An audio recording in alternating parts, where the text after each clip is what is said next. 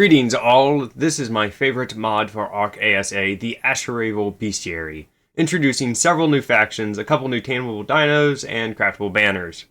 But be warned, this mod is just here to make your server more hostile, as none of the faction units aside from the boar and elk can normally be tamed, but they can be force tamed and ridden if you're interested in that. And I fought them all, gathered the data, and I'm here to tell you which fiend you should really be scared of. This video is going to be split into sections, so you can go straight to what you want to see. Just click the button. Go to where you want. What are you waiting on? Introducing the Goblins. Low health, high damage, ugly little buggers. The only benefit they bring is this lovely craftable flag. Crafted using the new Bestiary altar, you'll need deformed teeth and torn leather, both of which drop off of goblins. Now looking at the goblins themselves, first up is the Assassin. Chaining quick attacks, the Assassin boasts high TPS with moderate HP. Honestly, the most annoying goblin in the whole faction. High level Assassin can easily sneak up behind you and kill you and your tame in just seconds. Second up is the Spear variant. Posing both ranged and melee attacks, the Spear Chucker is still a joke. It just dies really easy. Third up is the Sword variant. While more threatening than the Spear variant, the Sword variant is simply a weaker assassin. Introducing the Humans. Decently tanky, easy to dodge troops who boast freakishly high jump heights.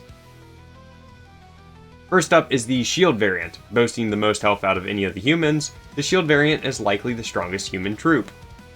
Second up is the Bow variant. Reliably bow spamming. If you're using these archers on a server, know it is possible to trap these guys, so they'll hail arrows upon attackers. Not that it does much damage, but hey, damage is damage.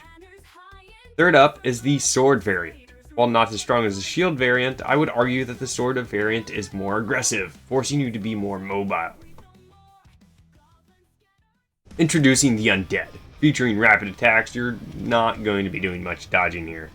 But luckily, several of the Undead do love to do a cosmetic roar, giving you time to crush the fiend's skulling. And once you have done so, be sure to use their drops to craft an Undead flag. The Necrophages specifically drop deformed teeth and necrotic flesh, which can also be used to craft the flag on the new Bestiary altar. First up is the Werewolf, probably the strongest unit in the whole mod pack. It's quick, tanky, hits hard, and it can grapple players. What's not to love? Second up is the Necrophage, not the strongest unit, but definitely formidable. Seriously, you're not dodging this troop, as it can hit you while you're behind it. Third up is the Spiders, coming in two versions, the Praetorian and the Drone. The Praetorian Spider being the larger, tougher version of the Drone, appearing in different sizes with a number beside their name marking their scale. This seems to be purely cosmetic and does not affect the spider's stats, but it's a cool cosmetic change nonetheless. Introducing the Troll, by far the tankiest troop in the mod. These brutes will leave you stuck in an endless fight. Seriously, try running away. Oh, looks like he picked you up again. Looks like you're gonna hang out for a little while.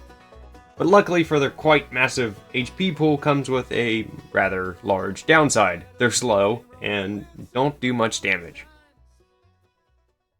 Introducing the Orcs, fierce and providing a good balance between damage and health. The Orcs are not to be underestimated. And neither is this Orc flag. Seriously, look at it. Crafted using items dropped by Orcs, deformed teeth and rusty metals being the drops you're looking for. Now let's look at the troops.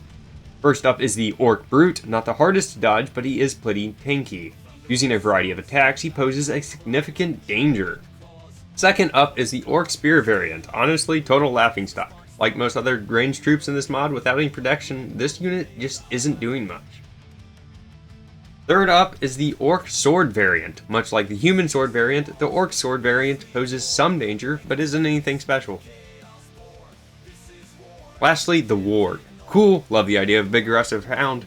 In reality, the thing misses more attacks than it should, making it very easy to kill. And finally, the Tameables. Two new creatures, the boar and the elk, both knockout tames. The elk is honestly a fine early game tame, being as fast as can be. Simply knock it out and shove some berries in the elk, and craft a new saddle, and you're set. The boar doesn't have any specific uses, but if you want one, you can tame it. Knock it out, shove some meat in it, there you go, no saddle needed. Which could be the best saving grace of the boar, that it might be best used as an early game mount until you get some levels.